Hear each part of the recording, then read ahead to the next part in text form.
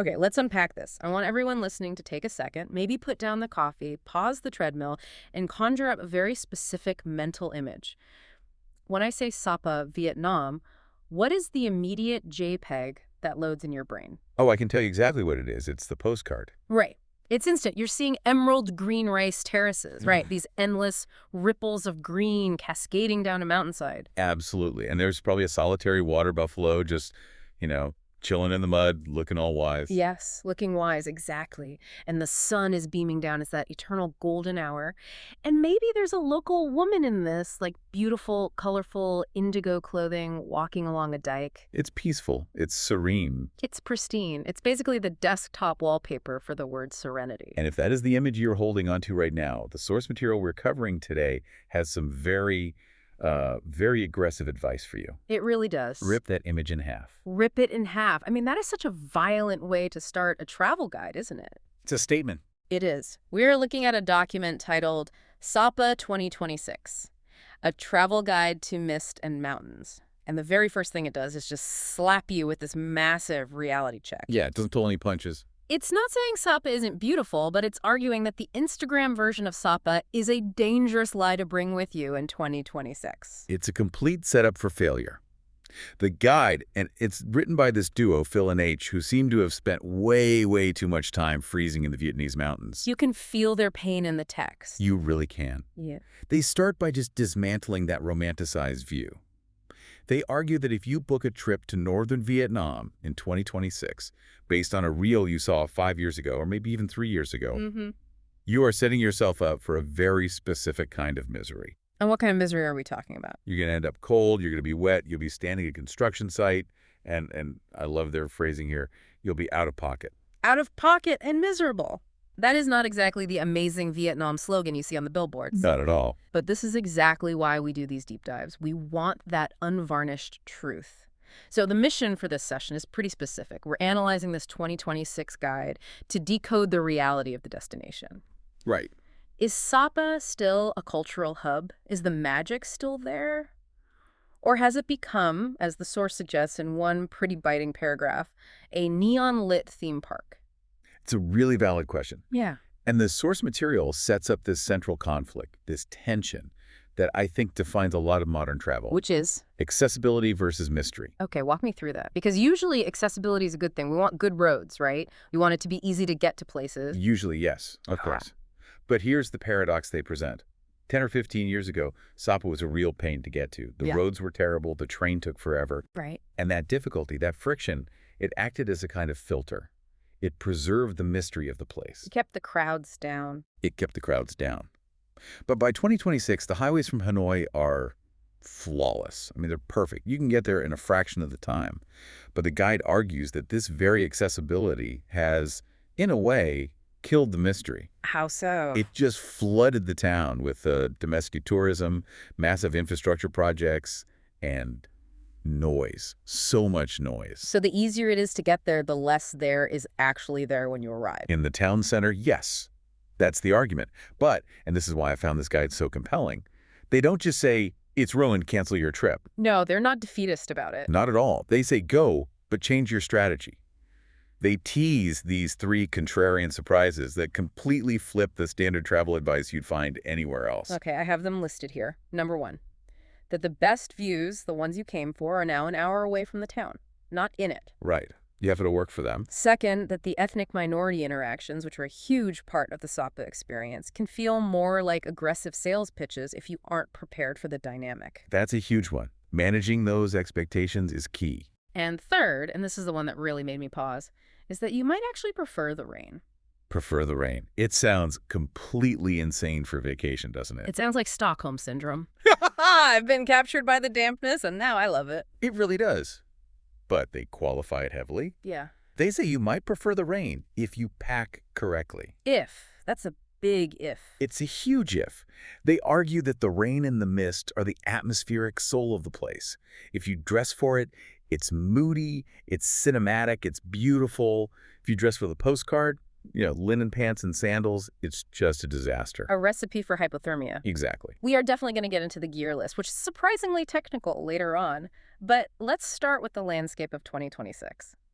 Because the guide draws a very, very hard line between two distinct zones, the town and the valleys. This is the most critical geographic distinction in the entire source. I mean, if you don't get your head around this, you will have a bad time. It's that simple. So what's the verdict on the town? The guide describes Sapa town, the actual municipal center where the bus drops you off, as Las Vegas for hikers. Las Vegas for hikers. That is such a visceral, unforgettable image. I'm just picturing neon lights reflecting off Gore-Tex jackets. What does that actually look like on the ground? It's sensory overload. Yeah. It's a complete assault on the senses. According to the source, the town center has been completely, and I mean completely, overtaken by mass tourism infrastructure. So what are we talking about? Like big hotels? We're talking massive LED screens on the sides of buildings, advertising hot pot restaurants and massage parlors. You've got K-pop blasting from every single coffee shop and bar. K-pop? In a remote Vietnamese hill station? That's the global sound of commerce now, isn't it? It's everywhere. And then there are the electric carts. The guide is very specific about these. The little buggies. Hundreds of them, zipping around, honking constantly, ferrying tourists from their hotel to a restaurant 50 meters away. It's this incessant beeping. So you go there expecting zen and silence, and what you get is honking and bass drops. And construction. We cannot overlook the construction. The guide literally calls it a perpetual construction site. Oh, wow. Half-finished hotels, cranes swinging overhead, dust everywhere. So the final verdict on the town is that it is a logistical hub. It's a processing center. But it is not a retreat. It's a nightmare of traffic and noise.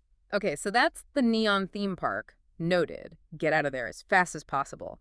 But then you have the valleys. Right, and this is where the guide says the magic has migrated to. It hasn't vanished, it's just moved. So which valleys are we talking about specifically? The main ones mentioned are Mohoa, Tai Van, and Ta Phin. These are the places where you still find what you came for. And the description in the text, it just shifts completely when they talk about these places. The whole tone changes. We go from LED screens to wood smoke. From honking carts to mountain mist and, crucially, silence. And the smell of indigo dye.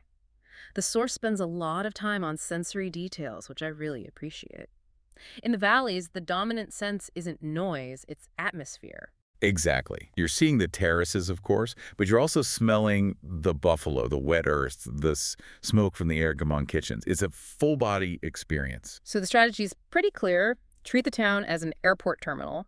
Get in, get out, and get to the valleys. That's the core advice. But even in the valleys, we have to talk about the weather. Because there's this phenomenon mentioned in the guide called cloud hunting. Ah, yes. Apparently, this is a huge social media trend in 2026. I have to admit, I wasn't totally up on it. Oh, it's massive. I've seen it all over my feeds. The idea is you get up on a peak really early, and the clouds are like a white ocean below you. You stand there looking like a god. It's the ultimate profile picture. It is socially valuable then. A good shot, but physically. The guide, and specifically the character Frill, who sort of acts as the pragmatic voice of reason throughout, drops a very heavy reality check. Let me guess. It's not as easy as it looks. He reminds us of some very basic physics. Clouds are water. Clouds are water. It's so dumb when you say it out loud, but we completely forget it, don't we? We do. We think of clouds as these fluffy, ethereal cotton balls. But standing in a cloud means standing in water vapor. It means you are getting wet. You're in a fog. You're in a fog. And the source material gets a little technical here in a way I appreciated. It touches on something called orographic lift. Ooh, fancy term. Break that down for us. It's essentially the meteorology of mountains. You have this warm, moist air coming off the valleys or the sea.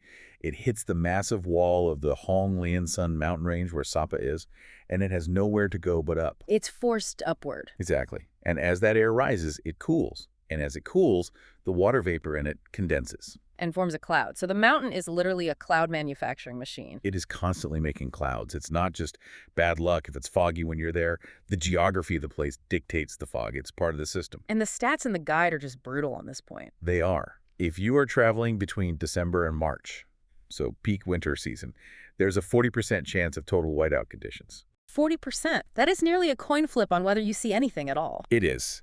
And we aren't talking about a cute, wispy mist that makes your photos look moody and atmospheric. No.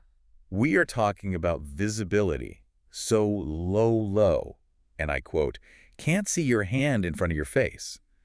The guide describes it as living inside a ping pong ball.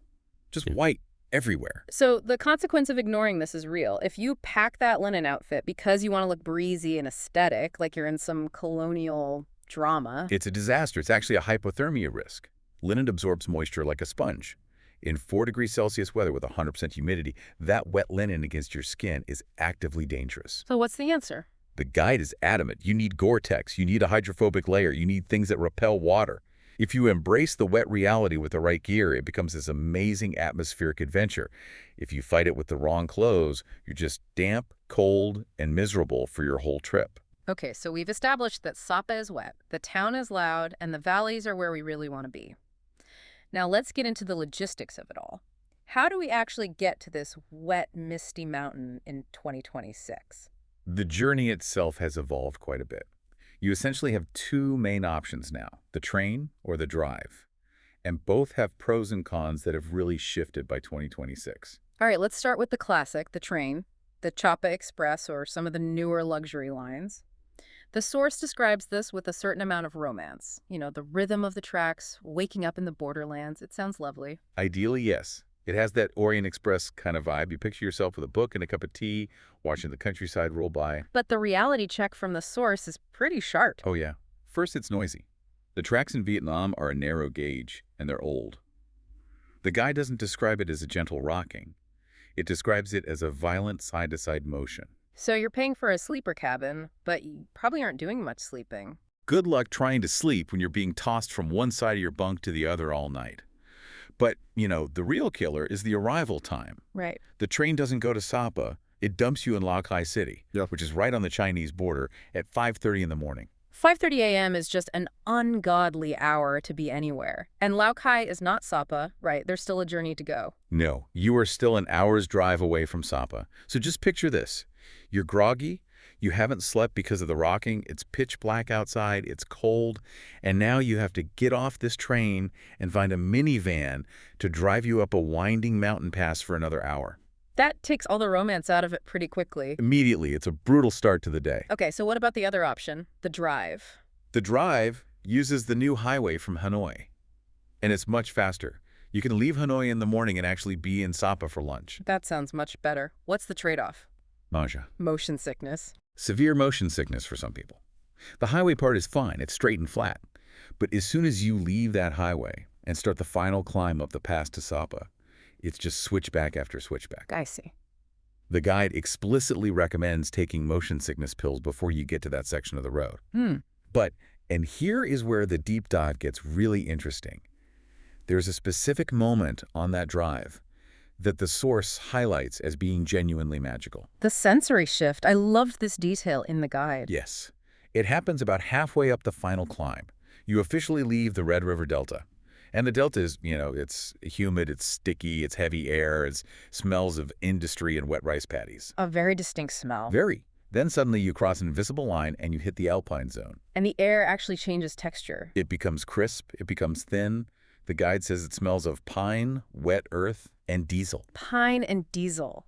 That is such a specific and evocative travel smell. It's the smell of arrival in a developing nation's mountains. It's so true. It really grounds you. You step off the bus or out of the van, and your lungs just expand. You take a deep breath and you think, okay, I'm here.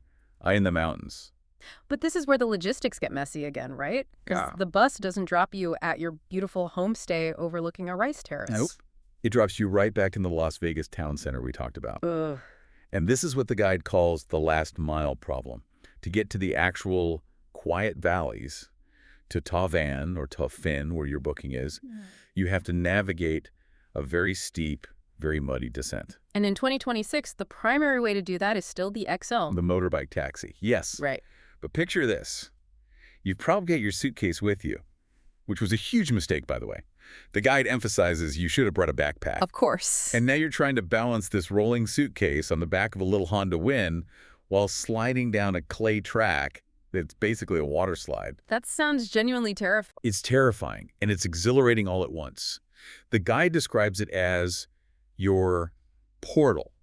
You are literally sliding out of the commercial zone and into the cultural zone. That's a great way to put it. You're clutching the jacket of this driver, the tires are spinning in the mud, and the noise of the town just fades away behind you. And when you finally stop sliding, That is where you have your first real encounter with the Hmong community. Not in a museum, not in a curated village, but likely while they're helping to pull your motorbike out of a ditch. And this interaction is so complex. Visually, it's stunning. You see the indigo-dyed hemp clothes. The guide really emphasizes that these are not costumes put on for the tourists. This is their daily wear. Hmm. It's functional, it's durable, and it's beautiful. And you hear their voices. Yes, these distinct, melodic, sharp voices. Mm-hmm. But then comes the trading post dynamic. The moment you stop moving, you hear it. You buy from me. You buy from me. It can be really overwhelming. The source describes it as a swarm. And for a lot of Western travelers, this can feel aggressive. It can feel like harassment. Your first reaction is probably, I just got here. Please leave me alone. Exactly. But the expert advice in the guide, which I thought was brilliant, is to reframe your mindset entirely. Don't see it as harassment. Understand it as a historic trading post energy. What do they mean by that? Sapa has been a market town for centuries. It's where different ethnic groups came to trade. These women are traders. They're astute business people. They aren't begging, they're pitching a sale. Correct. They are trying to close a deal. So the guide advises, look them in the eye, be firm but polite. A simple, smiling no thank you works if you mean it. Don't ignore them. That's considered very rude. But don't feel pressured.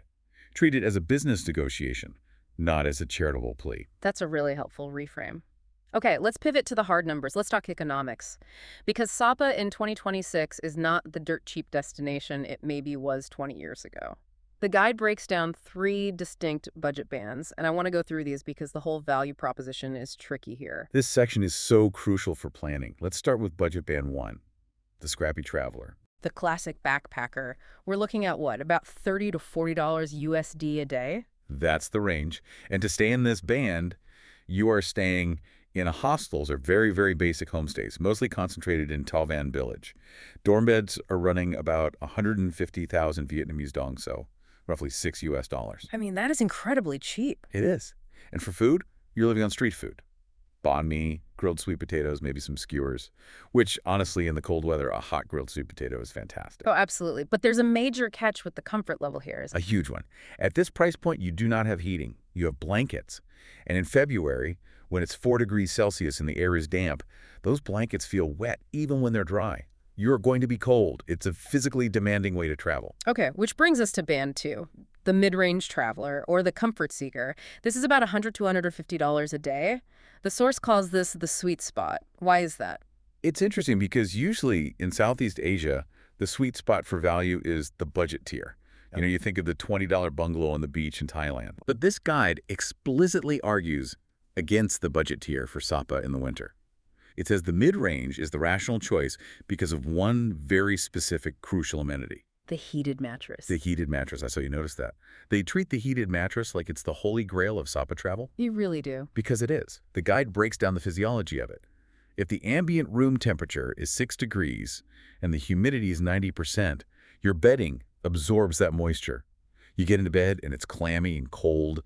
You literally cannot get your core temperature up to a comfortable level to sleep. It's a miserable feeling. It is. But the mid-range hotels, places like the guide mentions Sapa Clay House or Eco Palms, they've invested in climate control and these heated electric mattress pads. So you're not paying the extra $80 for luxury in the sense of gold taps or a mint on your pillow. You're paying for the fundamental ability to sleep without shivering. Precisely. You're paying for infrastructure. It's an investment in your own happiness. At this price, you also often get herbal baths included, maybe a private local guide. It's the highest ROI return on investment for your experience. Then there's band 3, luxury. This is $500 plus per day. We're talking about places like Topa Sika Lodge or the Hotel de la Coupole in town. And the verdict here from the source is really interesting. It's a split decision. Topa's Ecolage is described as genuinely world-class. It's completely isolated. It has those famous infinity pools overlooking the mountains. If you have the money, it's worth it. But the town luxury option is different. Yes. Staying at the 5-star Hotel de la Coupole in the town center, it's critiqued pretty heavily. Why? Because of the location. Exactly. The hotel itself is stunning. It was designed by the famous architect Bill Bensley. It has this very Indochine chic vibe. But the guide argues, you are paying Ritz-Carlton prices, but the moment you step out onto your beautiful balcony, what do you hear? The electric carts, the construction, the K-pop. You can't buy silence in the town center, no matter how much money you spend. You've paid for a 5-star experience in a 2-star environment. That's what you'd call value leakage. You're paying for a premium experience, but the surrounding environment constantly degrades it. That's a perfect way to put it. And before we leave the topic of economics, we have to touch on the hidden fees, the little gotchas that can mess up your budget. There are a few important ones. The transport to the remote retreats is expensive. A taxi from town to your eco-lodge could be 400,000 to 500,000 dong each way. That's like $20 a pop. It adds up fast if you're going back and forth to town for meals. Yeah. Also, village entry fees are a real thing. You actually pay a small toll to a person in a booth to walk into villages like Kat or Tavan. And what about tipping? The guide frames it as part of the social contract. If a local Hmong woman walks with you for 3 hours through the mud, and she often will, literally holding your hand to help you stay upright, tipping her or buying a small handicraft from her at the end is expected. It's not a scam. It's basically payment for the labor of being your guide. Okay, here's where it gets really interesting, Fenia. The guide outlines 3 traps to avoid. This is the strategic planning section. And trap number 1 is the mountain view roulette. I love this analogy. It's so perfect.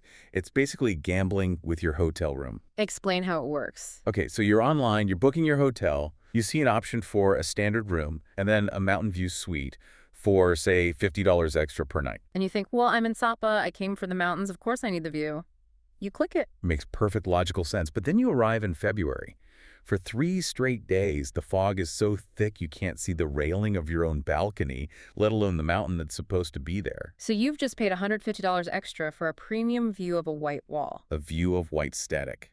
You've lost the roulette wheel. So what's the fix? How do you win this game? It's about strategic booking based on the seasons. Yeah. The guide is very clear. In winter, from January to March, ignore the view. Do not pay extra for it. Book for the amenities. Book the room with the fireplace, the one with the big bathtub, the cozy interior. And if the fog clears? Then great, you get a bonus view. Mm-hmm. But don't pay a premium for a gamble. In harvest season, however, September, October, when the skies are generally clear, that is when you pay for the view. That's incredibly smart advice. Okay, trap number 2. The trek. That isn't a trek. This is such a classic bait and switch, and not just in Sapa. You book a cultural trek, and you're thinking you're going to be Indiana Jones, hiking through the jungle and rice paddies. Machete in hand. Exactly. Yeah. You start walking, and you realize you're just walking on a paved concrete road. Walking on concrete is not trekking. It's just walking. It's road walking. And you have motorbikes whizzing past you, kicking up dust. Yeah. It's miserable, it's boring, and it's hard on your knees. So how do we avoid this? There must be a way. Vocabulary. You have to use very specific words when you're booking with a guide or an agency. Don't just ask for a trek. What do you ask for? You ask for buffalo trails or off-road trekking. Buffalo trails. I love that. Because that's what they are. They're the little muddy paths the water buffalo use. You literally need to say, no concrete, mud only. You have to explicitly ask for the difficult path, because otherwise the guides might just assume you want the easy paved one. Mud only. I am writing that down as a life philosophy, not just travel advice. So what's trap number 3? This one they call the combo ticket cabal. These are those super cheap packages you see on posters in all the hostels and travel agencies in Hanoi. Right, the all-in-one deals. Yeah, something like Sapa trip, bus plus hotel plus trek, for some suspiciously low price, like $80 total for 2 days. It sounds convenient, I'll give them that. It's a trap. The reality is almost always an old, uncomfortable bus with no air conditioning, a hotel that turns out to be in the middle of a construction zone with no heating, and a trek on that concrete road we just talked about. Plus, uniformly terrible food. So what's the advice here? Control your own destiny. Unbundle everything. Book your transport separately. The Vexer app is recommended in the guide for booking buses. Book your hotel directly after reading recent reviews. Don't let a budget agency choose your bed for you. It's more work, but it sounds like it saves you from a world of pain. A world of cold, noisy, concrete pain. Let's move on to gear and safety. We've touched on the wet aspect quite a bit, but the guide is extremely specific about footwear. Footwear is the single most important item on your packing list. The source is not ambiguous about this. It insists. Waterproof hiking boots with ankle support. Non-negotiable. Why the emphasis on ankle support? Can't I just wear some waterproof tram runners? You can, but it's a huge risk. Because the mud in Sapa is described in the guide as red clay grease. It is uniquely slippery. It's not just wet dirt. It's like a lubricant. So when your foot inevitably slides, it's going to twist. Without that high-top boot supporting your ankle, you are looking at a sprained ankle miles from the nearest clinic. Red clay grease. That sounds like a horror movie villain. It basically is, and it destroys sneakers. The guide warns that if you bring your nice white Nikes, they will never be white again. They will be permanently stained orange. And regarding clothing fabrics, you said no linen, no cotton. We mentioned linen is bad. Cotton is just as bad, if not worse. Cotton kills is the old hiker's motto. You need synthetics or wool, things that wick moisture away from your skin, not hold it there. And layers. Layers are absolutely non-negotiable. The temperature swing is wild. It can be a pleasant 20 degrees Celsius, that's 68 Fahrenheit at noon if the sun breaks through, and then drop to 4 degrees or 39 Fahrenheit at night. So you need to be able to strip down and then bundle back up very quickly. Exactly. The system is thermal base layer next to your skin, a fleece mid-layer for insulation, and a wind and rain shell on the outside to protect you from the elements. The guide also has a little tech tip in there. Bring a portable battery bank. Yes, and this is a good one. The cold drains phone batteries incredibly fast. It's just a chemical reaction. You don't want your phone to die when you're out on a trail trying to use your offline map to navigate a buffalo trail. That's a very good point. Speaking of navigation and safety, there are a few warnings in this section that felt pretty serious. They are. Traffic, for one, is a major hazard. Well, The mountain roads have blind corners, and locals tend to drive very fast. Plus, you have wandering livestock. A water buffalo just standing in the middle of the road around a blind corner is a real possibility. and there's a specific legal warning about driving yourself. Yes, and this has changed recently. The police are cracking down on foreigners riding motorbikes. In the past, you could just rent one and go, no questions asked. Not anymore. Now, they are setting up checkpoints, and they're checking for international driving permits, or IDPs. And crucially, your IDP must have a motorcycle endorsement. So your standard car license from home isn't enough. It is not enough. If you don't have that motorcycle stamp on your permit, you are driving illegally.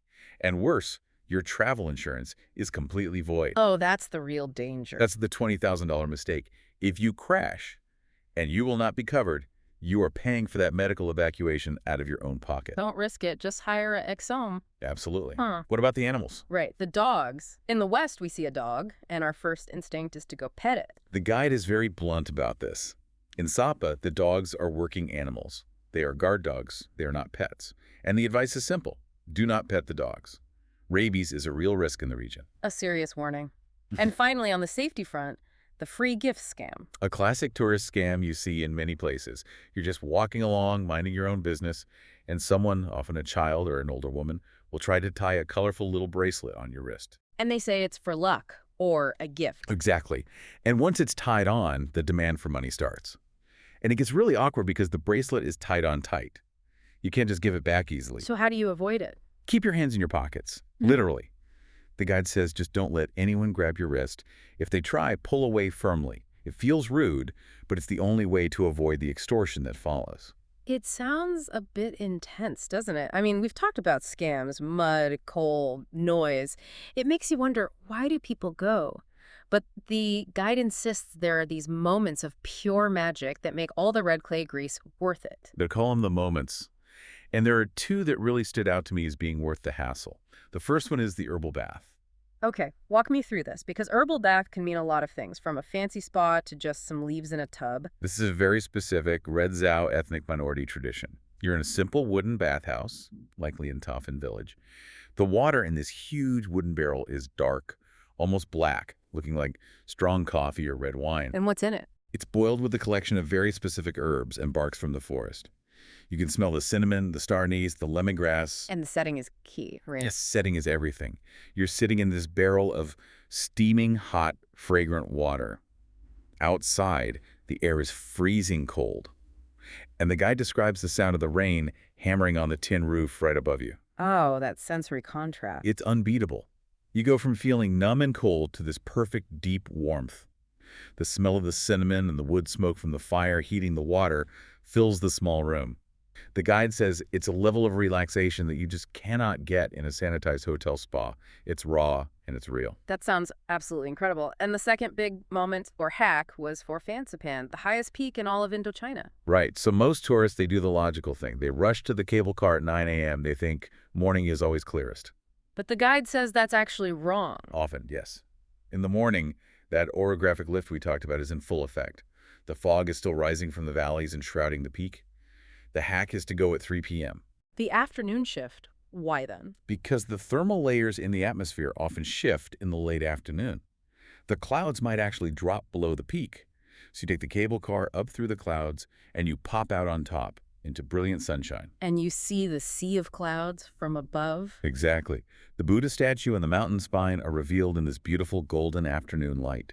And because everyone else went in the morning, you might have the whole summit almost to yourself for 20 minutes. That's the kind of insider knowledge we do this for, but we have to be balanced.